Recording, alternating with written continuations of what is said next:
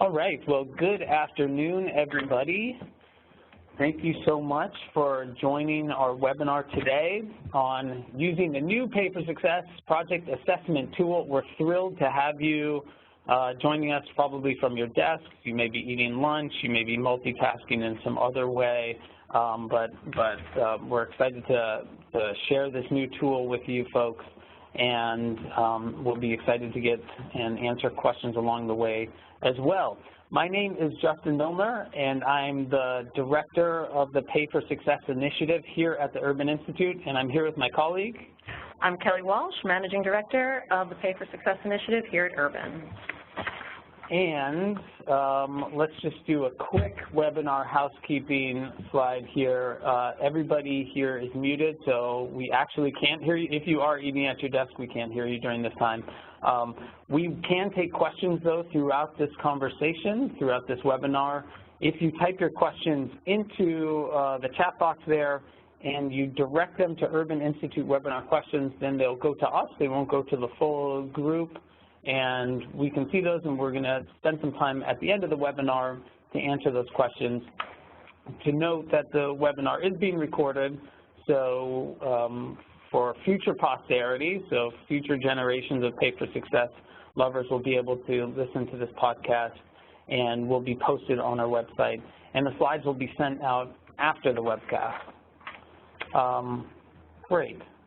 So let's get started. Your first question may be, who are you guys? And so here's a quick overview of what the Pay for Success Initiative is all about. We received funding from the Laura and John Arnold Foundation with the aim of setting up a really objective, evidence-based research institution that could support new Pay for Success projects and conversations around Pay for Success projects in the field. And we're doing that in several ways. We are providing training and technical assistance to places around the country. We are running and leading communities of practice that are discussing Pay for Success. And we are also developing toolkits and templates. And so as you can see from the slide, this is shaken out in several ways. But today we're going to be focused on one of the new toolkits or new tools that we've developed under the Pay for Success Initiative. This is called the Project Assessment Tool. And we're going to send out a link to that right now. So if you haven't downloaded it, this is the link. You can go to the site and download the tool as a PDF. And you can check that out either during the webinar or afterwards, and to follow along. So let's start out. What is the Project Assessment Tool? And let me actually start by saying, why does there need to be a project assessment tool? I think Pay for Success has been a space for its history for the last 5 years where there's been tremendous interest from stakeholders around the country in thinking about ways to better spend government resources to improve outcomes. But there's been a lot of questions about how these projects can come together and what a strong project actually looks like.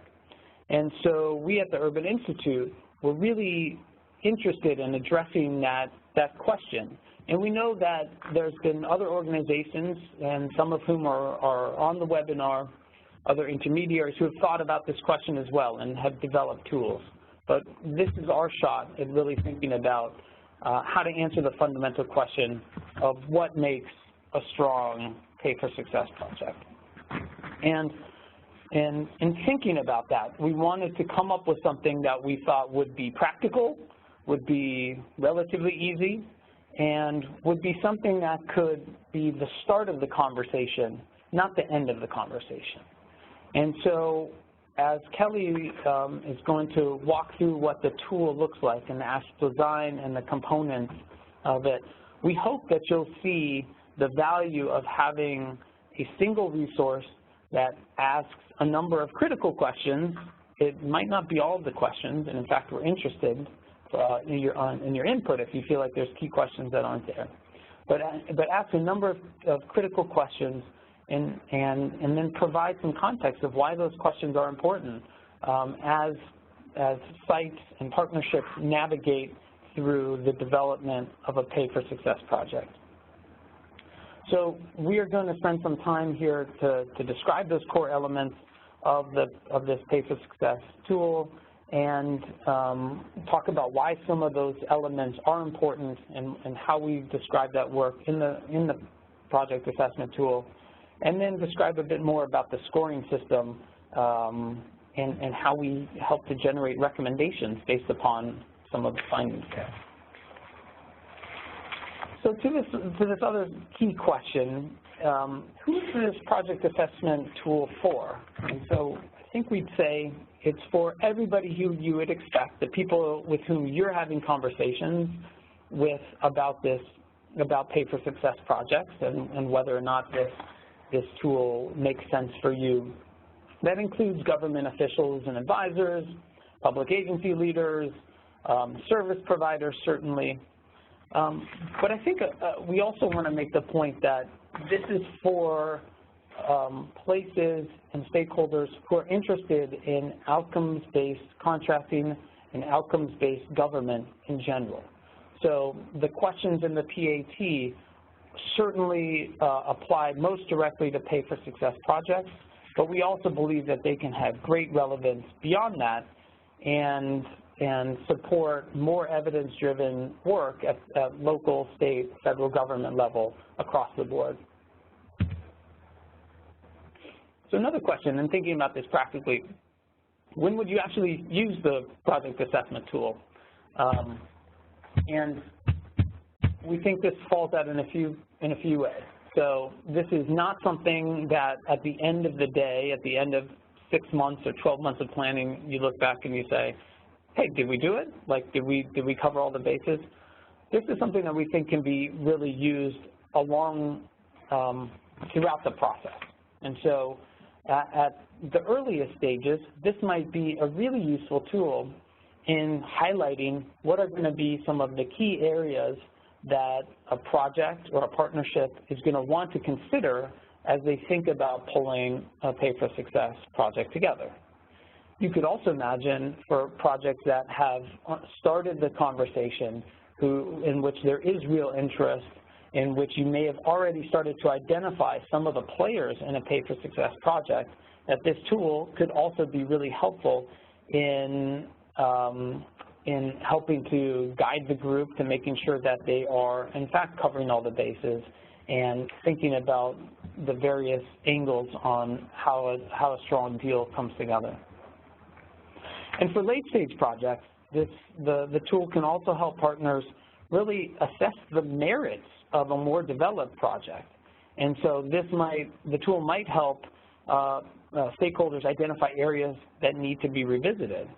And finally, I think some value that we see from this is that completing the tool and really going through the sets of questions is something that can potentially help build the business case for a proposed project if a project actually scores well. So finally, this question around how do we actually use it? And so I'll give a brief overview of the structure of the tool. Kelly's going to go into more depth about each of these areas and then provide an example of a question in each of the area and some real-world examples of how you might think about analysis here.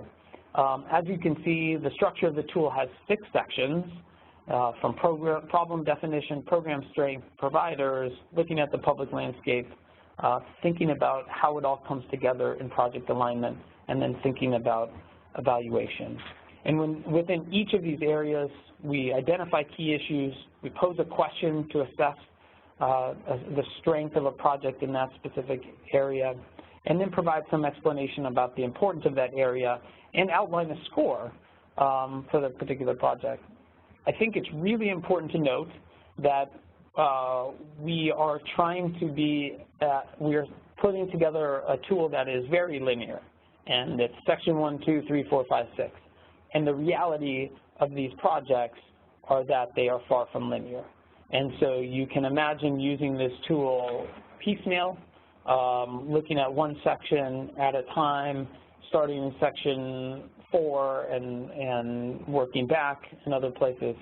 So we're not we're not trying to enforce a linearity to this type of work that simply does not exist in real life, but we think that it can still be helpful. A second key point is that although we think the product in its entirety is helpful, we can certainly imagine just using parts of it and thinking about evaluating some of these sections independently. And finally, and this is a really important point, it is highly unlikely that any single stakeholder will be able to answer all the questions in the tool. And so we really recommend that the process for completing the tool is a collaborative one. And then the reality of Pay for Success projects is that they're collaborative projects. So we think that this can be, again, maybe a backdrop or a backbone to help to guide some of those conversations where there's often a great deal of ambiguity. So in thinking about the scoring for this, let me say, here's the tagline. This is an art, not a science.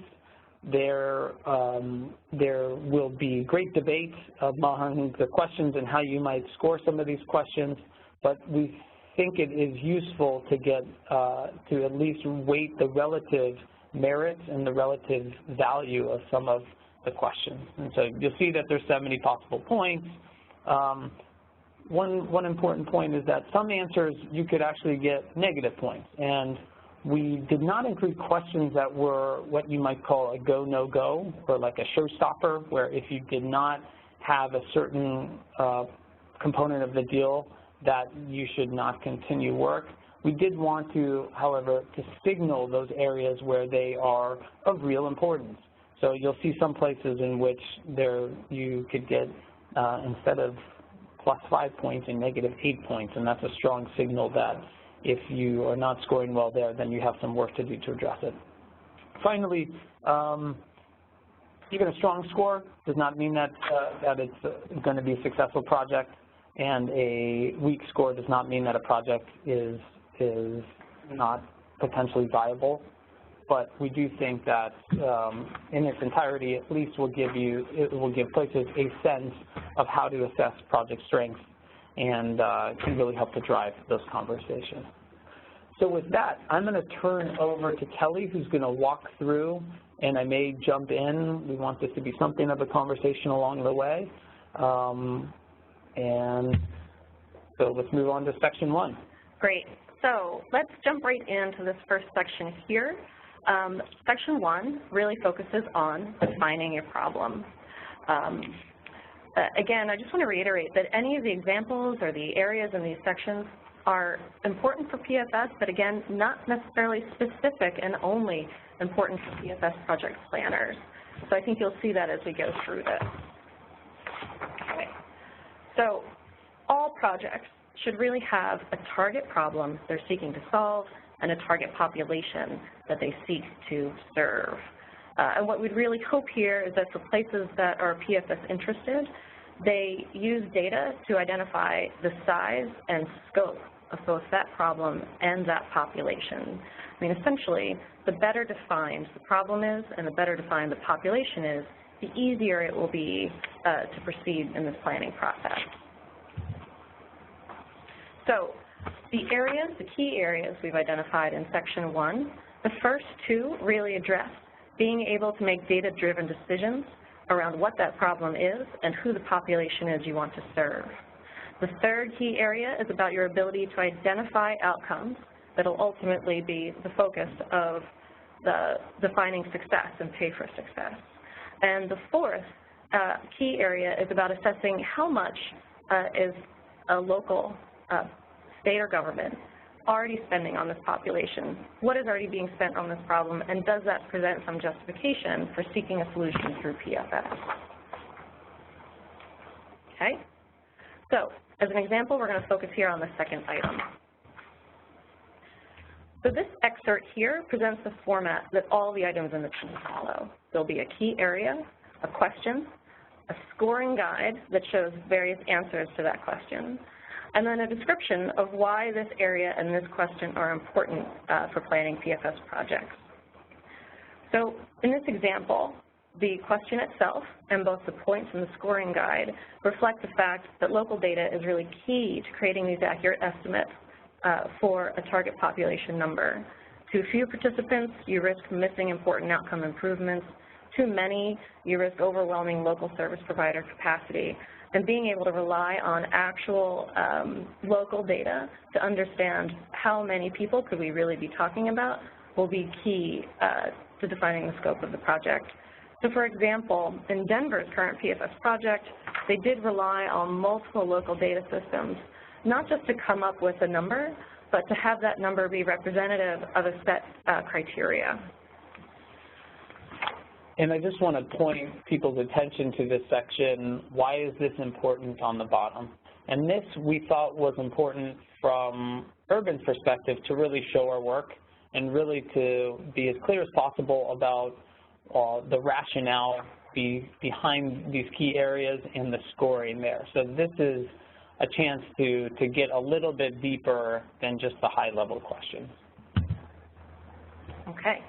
So section 2 focuses on program strength. So at the center of every PFS project is a specific program that aims to improve outcomes for a specific population. Ideally, that program would have a strong evidence base behind it. However, we understand that depending on the locality or the specific problem you're trying to reach, that may not always be possible. But this section in general helps partners choose between either multiple programs under consideration or could be used to assess the strength of a single program that's already selected. Essentially, these questions are designed to answer, will it work? So there's 4 key areas here that really drive the scoring in section 2. The first is the ability to demonstrate a logical connection, a theory of change, between the program and the problem that's trying to be solved. The second really reflects the existing evidence base of that program. The third offers scores based on the potential cost-benefit balance of that program, whether that's actually been measured through a real analysis or is projected. And then the fourth is the ability to implement with fidelity to a given model. So for this example, we're going to focus on the second item here, which really does represent a question that's designed to assess the existing evidence base of a particular program. So it's really important to note, I want to point out here, again, that none of these items are red flags or lines in the sand. We understand that there's a lot of benefits to choosing something that has been rigorously evaluated and that has a strong evidence base. And for everyone sitting around a planning table, that gives you the best confidence that you can achieve success. However, we've also seen a need to be able to use PFS funding on a truly innovative project, one that might not have ever been evaluated before. And so this scoring here isn't meant to say that's not possible. It just simply gets a score of 0 for this particular item. But I do want to point out here, and like Justin alluded to earlier, are the negative scores here, especially this -8. Again, not a go or no-go, but we wanted to seriously signal that if there's any evidence the program could even harm participants, that should be something that really is not a wise consideration here.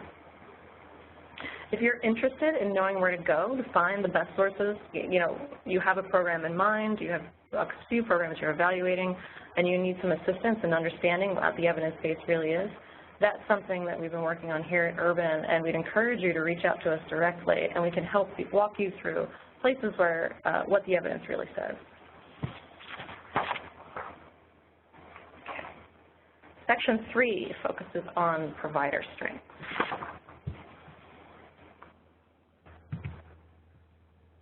Okay. So if you are a provider or you have a specific provider in mind for a PFS project, the areas here are designed to assess the PFS readiness of that particular provider. We want to point out, too, that these items are designed to encourage that providers are involved early on in the PFS planning stage, both that they should be involved in project design, negotiation around that project deal, and also involved in conversations around evaluation design, because ultimately they will be not only on the hook to provide a promising program, but also to help collect key data that will be used to determine if that program was a success. So the key areas in Section 3 focus on the ability for that service provider to demonstrate leadership within that organization and a commitment to not only participating in the PFS planning process, but also in its execution. That there's some history of strong program delivery. That they have an ability to participate in performance management activities that at the very least measure outputs. 4, that they can have a willingness to engage in evaluation. I mean, at the end of the day, every PFS project requires the ability to define success, and that needs to be measured. We understand that there's a variety of different evaluation techniques and with which to do that, but regardless of the technique selected, the ability for the service provider to be supportive of that evaluation and be a thoughtful participant is really important. And then lastly, there's a score related to prior experience participating with performance-based government grants or contracts. So with this example, we'll focus on the third, performance management of output. So performance management of any degree really does require time and commitment to do so. And again, since this success determinant or a series of success determinants are so critical to the PFS repayment structure, it's also critical that the service provider have the ability to participate in that. So again, going beyond activities and having some systems set in place to help them actually measure outputs and preferentially outcomes. And the fourth section focuses on the public system partners in the political landscape. So these systems are often the drivers of PFS planning process. They're often the catalyst to the conversation and really require early involvement and then continued involvement through the planning process. This could include state or local education agencies, child welfare agencies, justice system partners, and really who is going to be at that table is defined by the problem being solved and the population being served.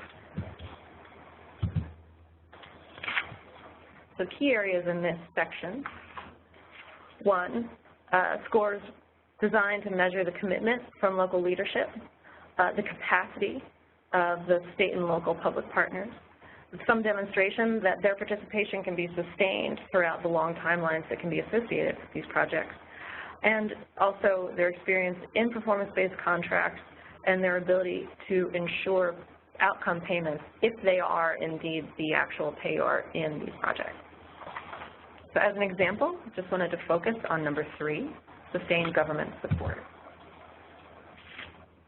So political cycles matter, and there are very real timelines associated with PFS planning and PFS execution, and it's in everyone's best interest to really anticipate the likelihood of changing administrations during that planning and execution process. So for example, one state's administration focus on early childhood education really may not be a priority for the next government, putting that process in jeopardy. But if you can anticipate those sorts of changes, you can take steps to ensure continued leadership buy-in along the way. That's a very, I understand that's sort of a very general description of what can be a very complex problem with a lot of different types of solutions. But we felt it was important to represent this in this assessment tool. We aren't just talking about the nuts and bolts of service provision and measurement. There's a real need for sustained support in all the organizations that are participating.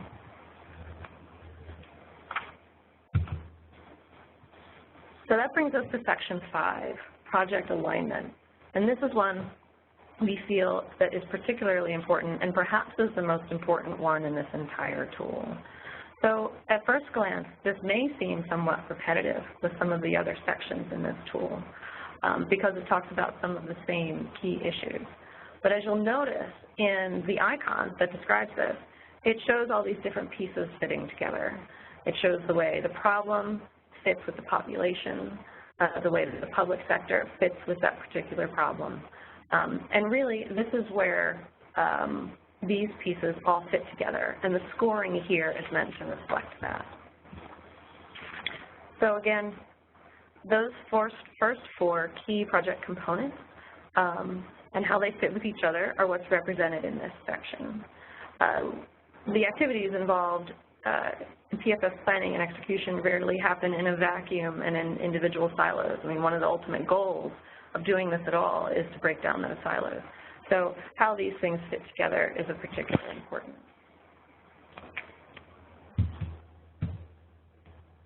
So there's 6 key areas here, and we've doubled the total possible score here to 20, just to signify how important we do think these are. So the 6 areas here are shown to measure the fit between the problem and the program, the logical connection between the two, the fit between the program and the target population. Is this the right service to serve and improve outcomes for the people you're focusing on?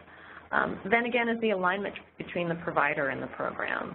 How is the provider's history of service provision setting them up for success with a potential new program or potentially in a new geography? The fourth one here is all about the ability to identify, enroll, and retain the target population. Again, anticipating numbers early on is extremely important, but being able to actually see that through and have a sufficient number to serve is key to being able to measure, is there a success in this particular deal? The fifth is all about public-provider collaboration, and the sixth is a scoring that gets to and rewards the ability for a project to show a positive cost-benefit ratio. So for this example, we're going to focus on the alignment between the provider and the program. So while we've already discussed the importance of the strengths of an individual provider and an individual program in isolation, we really do need to understand how these fit together. Again, the levels of collaboration required for these projects is very high, and while some projects will have providers that are well experienced in implementing a proposed program, others will require time and resources to really get up to speed. Further, even if the provider has done this before and has experience in the same or similar context, it's important to understand how the context may change just from being part of a PFS funding structure. So lastly here, section 6 is all about project evaluation. So now all those pieces are fitting together, and the magnifying glass here is meant to represent the fact that, you know, an independent way to measure success in these projects is really critical and central to the role of this funding mechanism. So the key areas here, one, provide scores for demonstrating a commitment to participate in an evaluation. One, the character, and second, the characteristics of the evaluator themselves. Also that there's clear target outcomes the evaluation's going to target, and that it actually has the ability to measure within the timeline appropriate for the project, and that their data systems exist to track those outcomes. And then lastly, focuses on data sharing agreements that codify the willingness of all the different partners involved to participate in data sharing activities. And again, we wouldn't expect places that are at the very beginning of a PFS planning process to necessarily be high scorers in a section like this. But what we hope is that these key areas, the questions, and the reasoning behind why they're important really start the conversation early in the PFS planning process. So when, by the time it's needed, these items are answered. So for an example, we're going to look at clear target outcomes.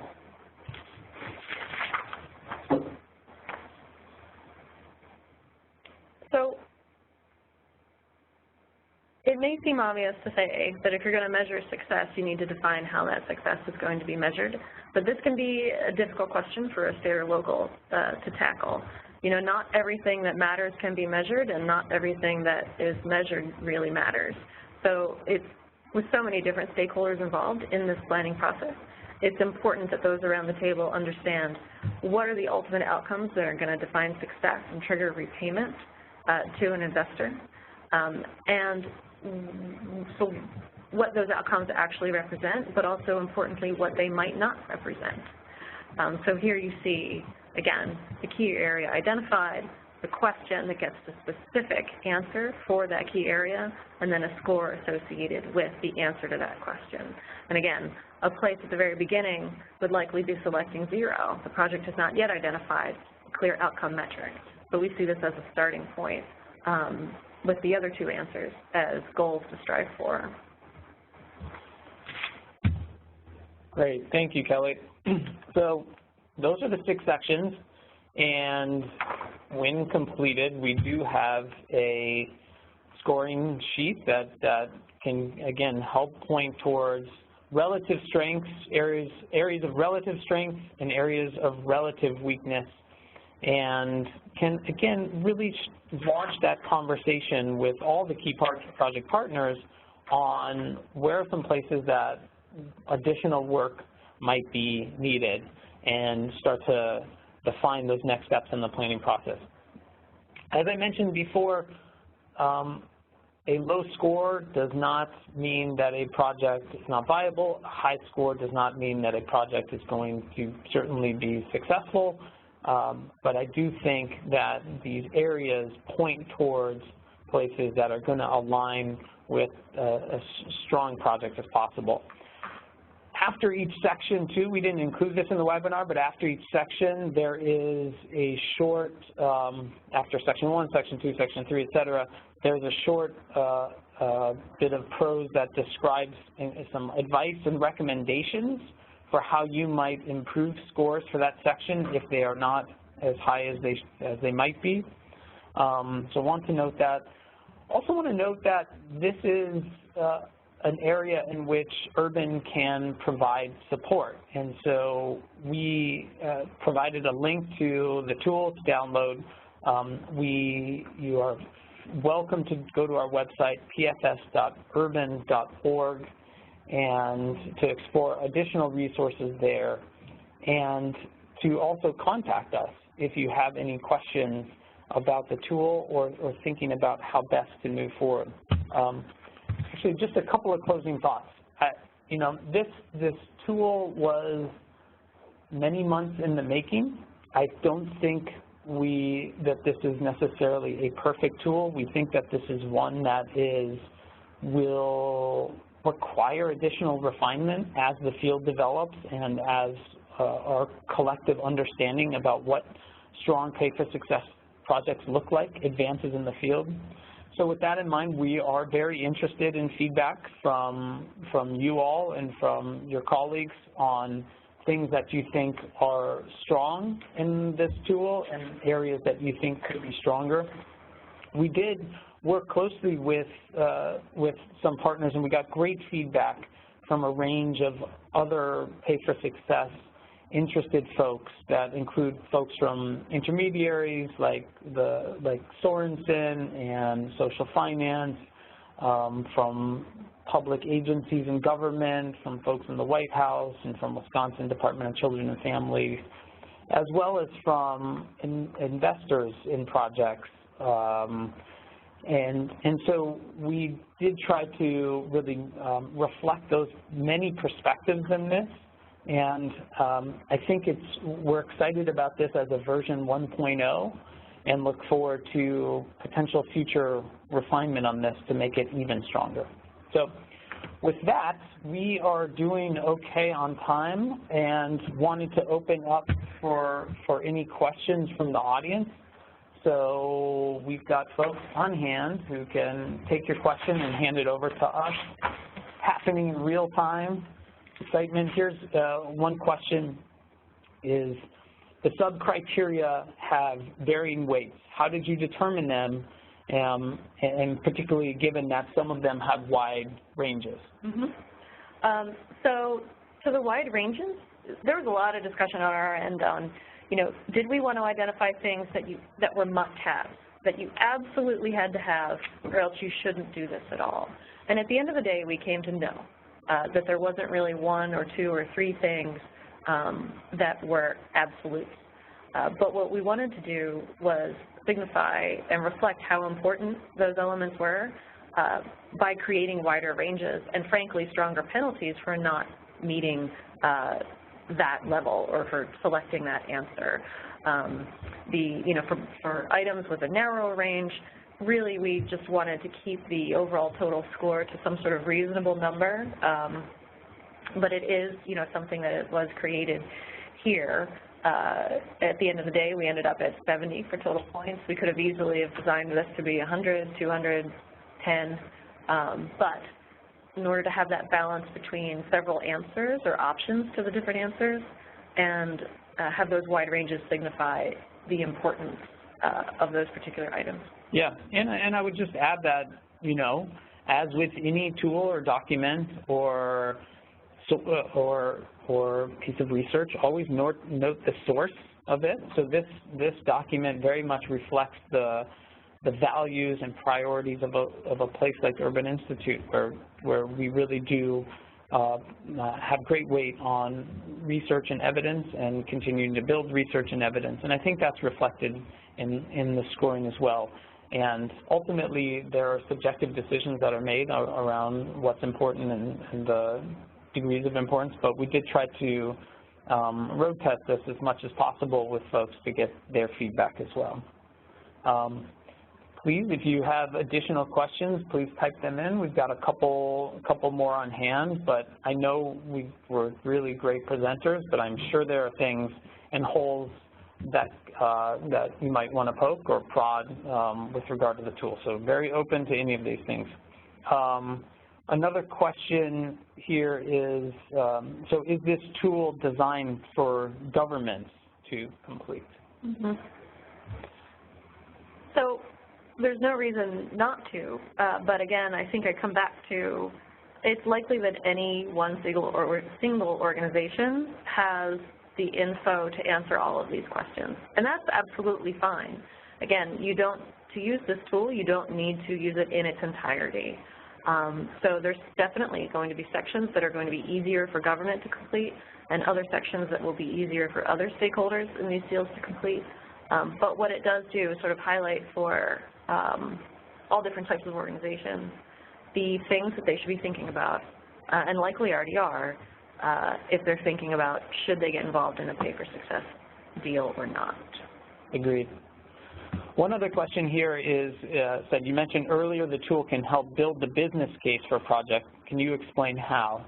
And so I would answer that saying that I think the process of answering these questions and going through and bringing together the stakeholders that Kelly described around the table to have these conversations and really making the case for the relative areas of strength and areas of that need additional attention can help to facilitate by providing a sort of common lens and a common platform for evaluating those areas of strength could absolutely help make that business case to potential philanthropic investors or private investors.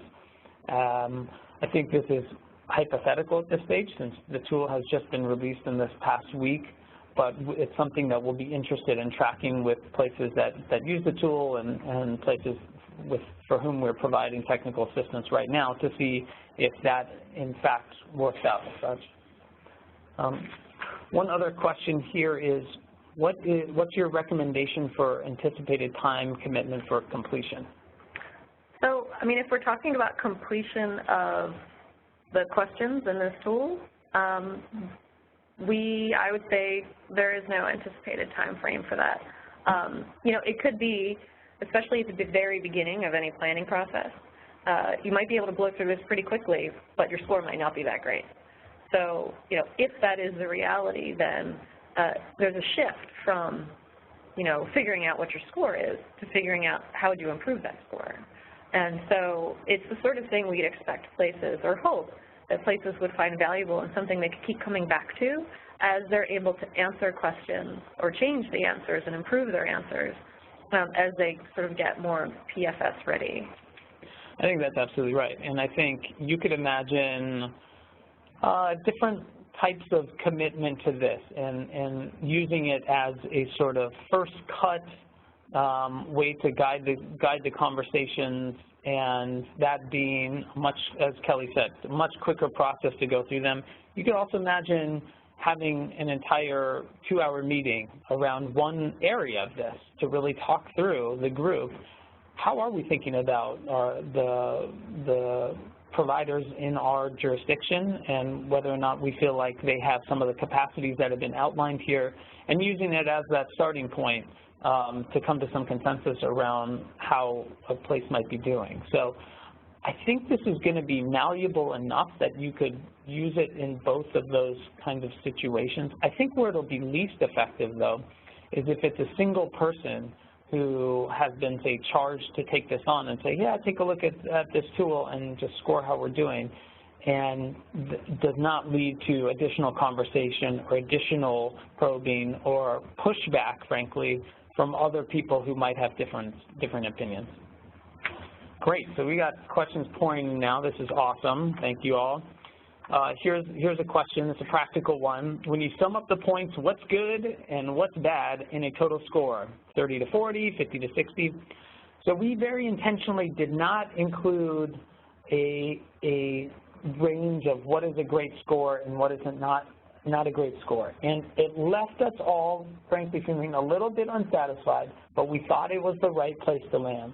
And this is why, because there are some sections and some questions in the tool that are really important. And if you don't have, say, any of the political will or any of the kind of key actors at the table from agencies that oversee outcomes and services in which you're most interested, it may be very hard to progress despite the fact that you have all these other pieces lined up. So we were hesitant to say that, you know, anything over 60 was going to be great.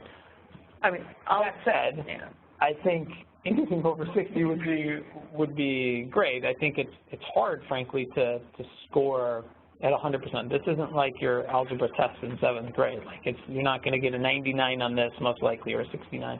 I think that there's 30 questions here, and it will be challenging to cover all these bases, even for projects that have gotten off the ground. Yeah, I'll add to that and pull back the curtain a little bit, that we tried that out. We did, you know, create a grading scale and try to put things into buckets of, you know, poor, medium, and good.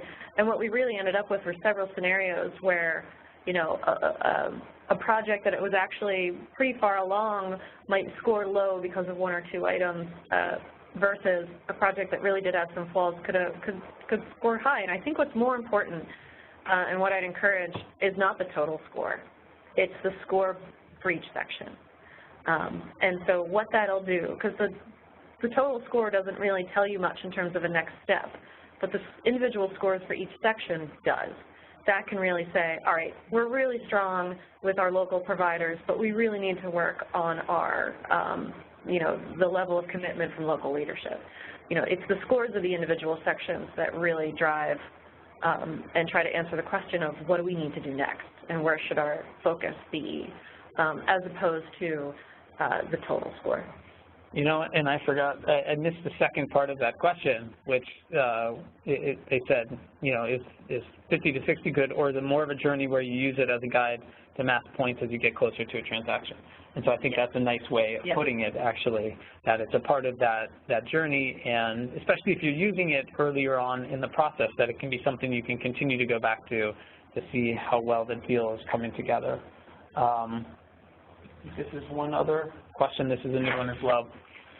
Any plans on your behalf or others to retroactively assess existing or closed projects and gain insight into how the tool interacts with reality and steps of a real project?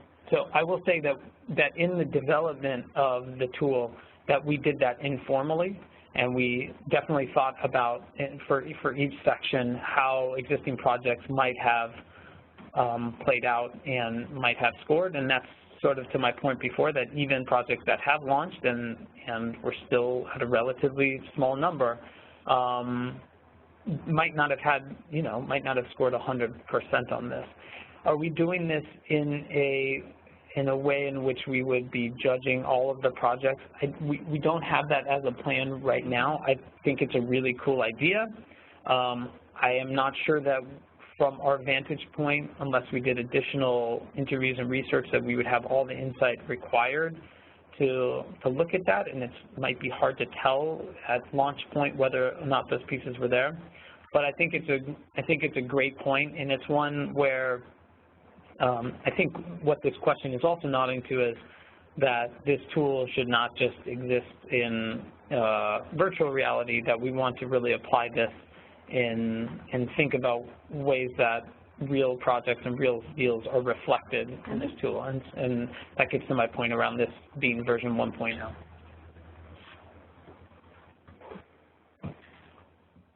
So I think we have, let's see, we have one more question here. Okay. It is, why aren't there questions on fundraising abilities? So important question. So definitely important question. Clearly important, right, to getting a successful PFS project off the ground. But there's so many different ways to do that, and we felt like there's so many other organizations that can help a state or locality with that challenge. These projects aren't put together and spearheaded necessarily by one single group, but especially thinking of the intermediaries out there and the people involved in those fundraising activities.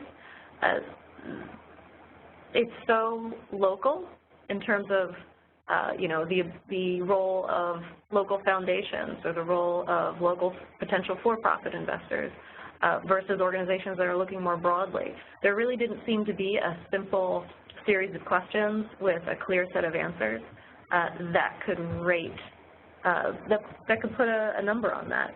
So, and I think that highlights too, again, this tool is not meant to be an exhaustive list of what's important for a PFS deal or project. It just really does represent things, some of the things that we think are most important. So anything that's not represented here shouldn't be taken as a something that we'd want to minimize. Yeah. Nicely said. So thank you, Kelly. And thank you to everyone here who stayed on for this full webinar. We really appreciate it. We hope this was of value. As I mentioned before, we're very much open to your feedback, and so you can see contact information for Kelly and for myself on this page here. Feel free to ping us with any questions about the tool, or if you are representative of local government or a place that's thinking about Pay for Success projects, happy to have a conversation in a way that could be helpful to you as well. You can follow us on Twitter at UrbanPFSI. We'll be tweeting about various other tools as well. And we also answer questions through our support center, which is at pfssupport@urban.org. So again, thank you so much for your time this afternoon. We really appreciate it. We hope that you get some value out of the PAT. We look forward to your feedback, and take care, everybody.